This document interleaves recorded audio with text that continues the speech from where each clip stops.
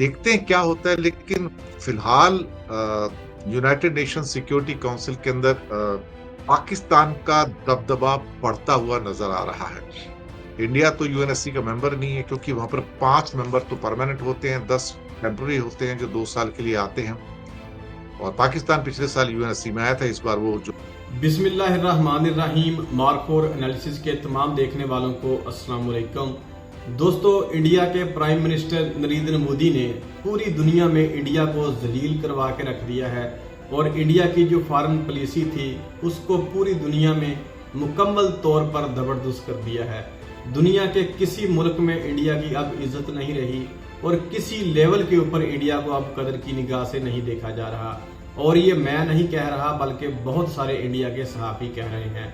और इस वीडियो के एंड पे मैंने इंडिया के ही एक सहाफ़ी की वीडियो शामिल की हुई है, जिसमें वो नरेंद्र मोदी की उन तमाम नाकामियों को गिनवा रहे हैं और कह रहे हैं कि मोदी ने पूरी दुनिया में इंडिया को जलील करवा के रख दिया और हमें कहीं का नहीं छोड़ा। मोदी ने इंडिया के साथ क्या क्या कर दिया है, ये मुकम्मल तफसील आपको इंडियन सहाफ़ी के मुंह से ही सुनवाएंगे। लेकिन कुछ इंतहाई अहम बातें जो थोड़ी सी मैं आपके साथ करना चाहता हूँ वो ये है कि यूनाइटेड नेशन की सिक्योरिटी काउंसिल में पाकिस्तान को जो मुस्तकिल रुकनीत मिली है, उसके बाद अब पाकिस्तान को इसकी चेयरमैनशिप भी मिलने जा रही है यूनाइटेड नेशन सिक्योरिटी काउंसिल की 1 साल के लिए। तो ये भी एक बहुत बड़ी जो है शिकस्त है नरेंद्र मोदी की फॉरेन पॉलिसी को।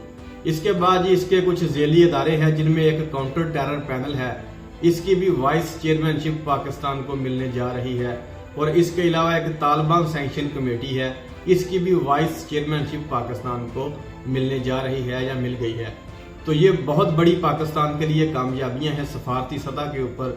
और पाकिस्तान का जो दुनिया में इमेज है वो बहुत ज़्यादा बेहतर हो रहा है। दुनिया का तकरीबन हर मुल्क पाकिस्तान के साथ डील करना चाहता है, चाहे वो अमेरिका हो, चाहे वो रशिया हो, चाहे वो चाइना हो, चाहे फ्रांस हो, चाहे बरतानिया हो, चाहे ईरान हो, चाहे बांग्लादेश हो, कोई भी हो। हर मुल्क पाकिस्तान के साथ अपने तल्लुकात को बेहतर करना चाहता है और पाकिस्तान में सरमायाकारी भी करना चाहता है। और इसकी बहुत सारी झलकें आपको बहुत जल्द देखने को मिलेंगी। और पाकिस्तान की जो डिफेंस एक्सपोर्ट्स हैं वो भी बहुत ज़्यादा इंक्रीज हो रही हैं। अजरबैजान के साथ जो हमने डील की है वो आपके सामने है, 40 फाइटर जेट के लिए वो डील है। तो पाकिस्तान का असला भी बिक रहा है, पाकिस्तान की बातें भी बिक रही हैं और दुनिया के मुल्क पाकिस्तान के ऊपर एतबार भी कर रहे हैं, क्योंकि पाकिस्तान ने जो किरदार अदा किया है इंडिया के खिलाफ इस जंग में वो एक बहुत अच्छा किरदार था। हमने हक और सच के बयानिए को पूरी दुनिया तक पहुंचाया, जबकि इंडियन मीडिया ने और इंडिया ने पूरी दुनिया के सामने झूठ बोला, जिसके बाद पूरी दुनिया के मीडिया ने इनको एक्सपोज करना शुरू किया।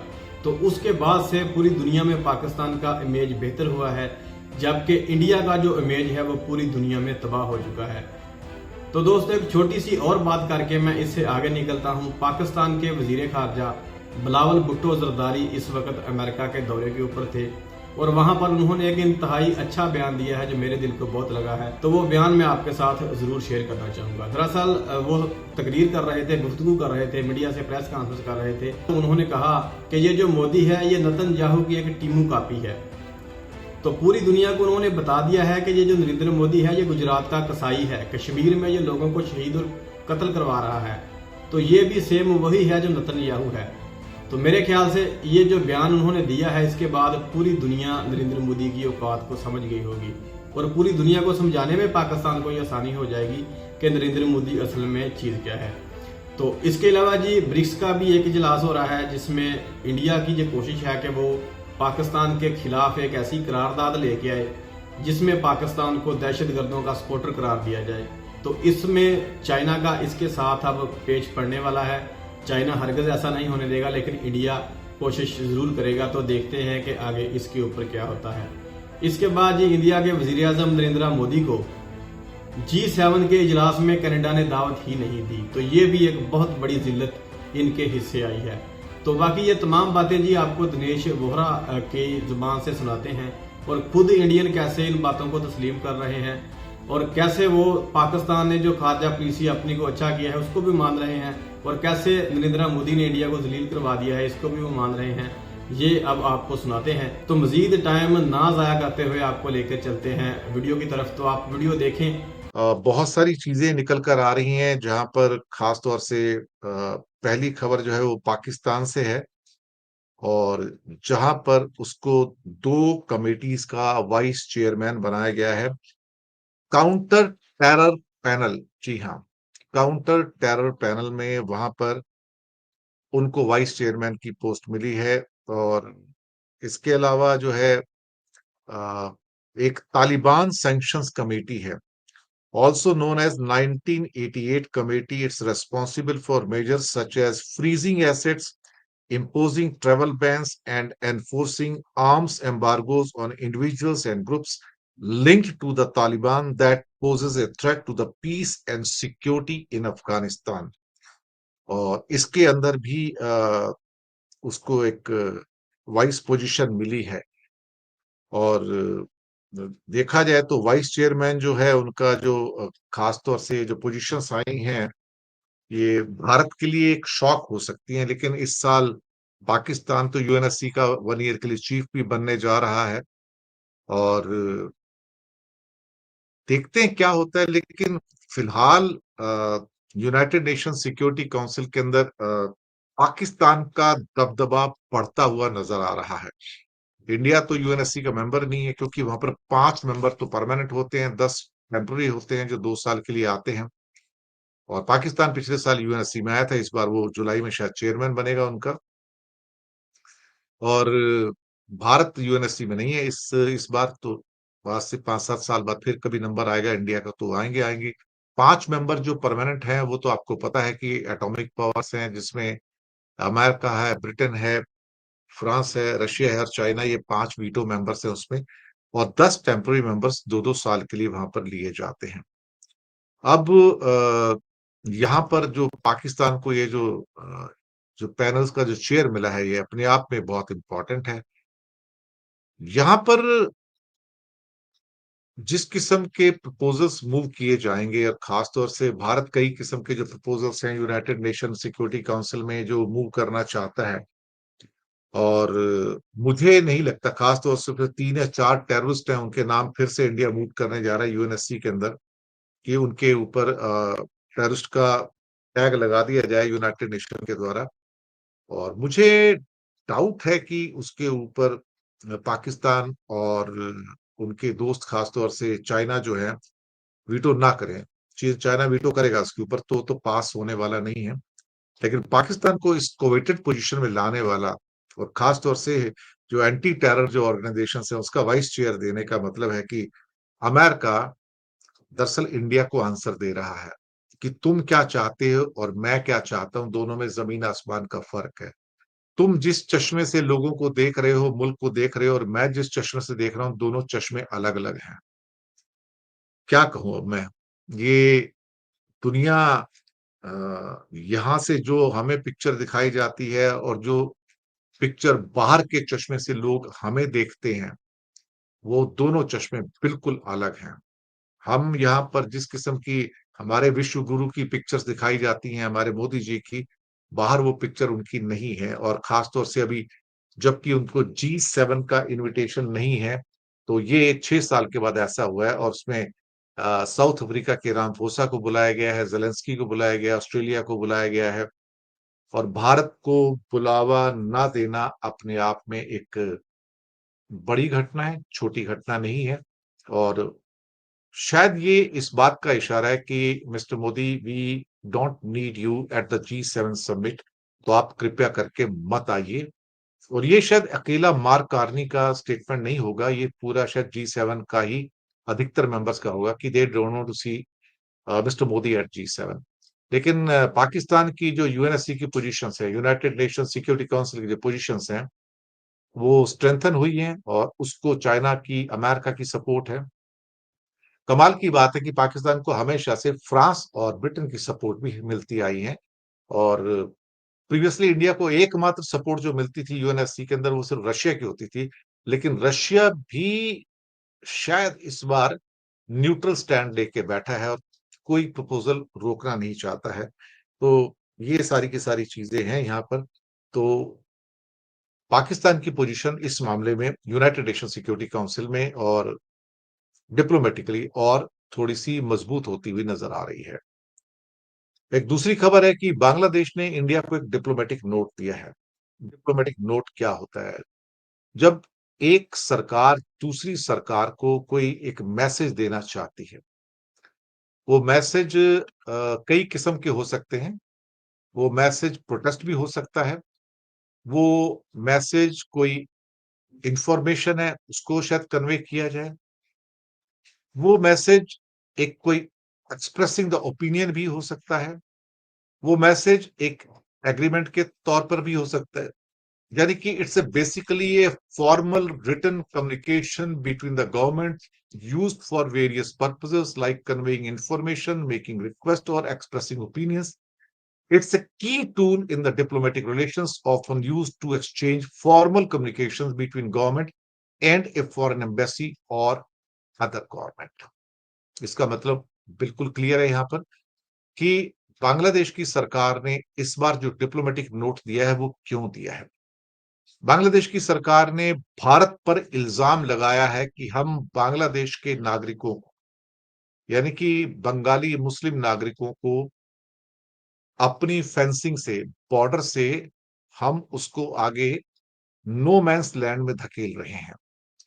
अब जिन लोगों ने बॉर्डर देखा है इंडिया बांग्लादेश का या किसी और कंट्री का, तो हमेशा पाएंगे कि दो कंट्री के बॉर्डर में जो एक फेंसिंग होती है या दीवार होती है या कोई गेट होता है, और दूसरी साइड में जो कोई उसकी फेंसिंग या गेट होता है, उन दोनों के बीच में एक लैंड होता है। इसको नो मैंस लैंड कहा जाता है। यानी कि वो लैंड किसी कंट्री का नहीं होता है। That's called no man's land. तो बांग्लादेश का भारत के ऊपर इल्जाम है कि भारत उसके मुल्क के लोगों को यहां पकड़ के जबरदस्ती बिना किसी डिप्लोमेटिक प्रोसेस के उनको नो मैंस लैंड के अंदर धकेल रहा है, और वो वहां पर भूखे प्यासे मर रहे हैं। उसको प्रोटेस्ट करने के लिए उसने एक डिप्लोमेटिक नोट दिया है कि इंडिया के एम्बेसडर को बुलाया गया है ढाका में, और बांग्लादेश की सरकार ने एक डिप्लोमेटिक नोट यानी कि एक इंफॉर्मेशन दिया है कि जो आप कर रहे हैं वो हमें पसंद नहीं है। ये आप गलत कर रहे हो, it's against the human law. अगर आपको किसी भी व्यक्ति को, अगर बांग्लादेश का नागरिक है, इलीगली अगर इंडिया में रह रहा है, तो उसका एक डिप्लोमेटिक प्रोसेस है। आप उसको डिप्लोमेटिक प्रोसेस के द्वारा सारे डॉक्यूमेंट के साथ हमको हैंड ओवर करो, जैसे पहले करते आए थे। ये सारी चक्कर है, और उनका इल्जाम है कि आप लोगों को जबरदस्ती पुश कर रहे हो, जो हमें मंजूर नहीं है। उसके लिए डिप्लोमेटिक नोट यानी कि एक इस बार बड़ा विरोध पत्र दिया गया है, प्रोटेस्ट लेटर दिया गया है उसके लिए। ये दूसरी इंफॉर्मेशन थी। और तीसरा इंफॉर्मेशन ये है कि ब्रिक्स का मीटिंग जो है वो रियो में होने जा रहा है, और ये बड़ा एक इंटरेस्टिंग सा मुझे लगता है कि टर्न होगा यहाँ पे। और यहाँ पर जो एजेंडा है वो बड़ा क्लियर है साहब। उस एजेंडे के अंदर जो है कई विषय लिए गए हैं, और वो विषय जो है वो 5 या 6 जो टोटल मिला के जो सब्जेक्ट लिए गए, मैं उसके नाम ले लेता हूँ।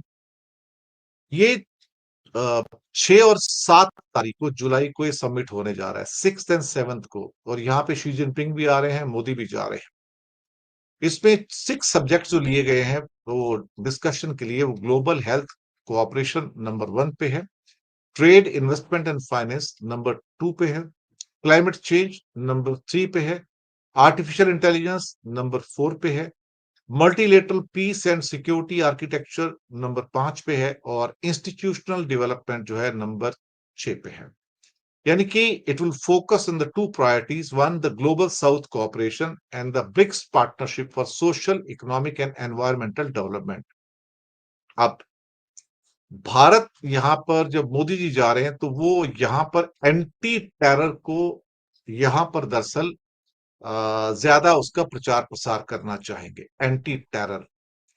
लेकिन मुसीबत ये है कि जो ग्लोबल साउथ कोऑपरेशन का जो फर्स्ट प्रायोरिटी है, ये उसमें फिट नहीं बैठता है, और ब्रिक्स का जो economic, social and environmental development है उसमें फिट नहीं बैठता, और कोर एरियाज में शायद वो सिक्योरिटी आर्किटेक्चर का जो 5th पॉइंट है उसके अंदर वो फिट बैठता है। तो कहीं ना कहीं मुझे लगता है कि बाकी देश इस मामले में देयर मे बी पॉसिबिलिटी कि वो